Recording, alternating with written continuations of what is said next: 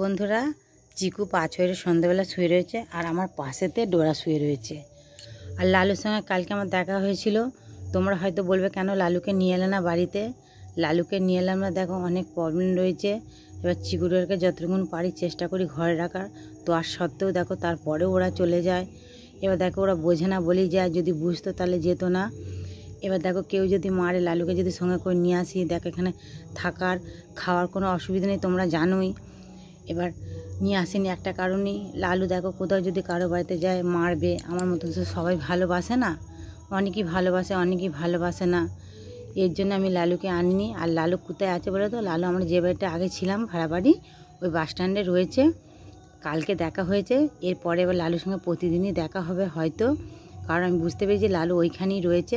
এবার দেখো লালু যখন বাড়ি থেকে চলে গেছে, কেউ না কেউ খেতে দেয়। লালু সুস্থই রয়েছে আর লালুর চেহারাটা ওই রকমই,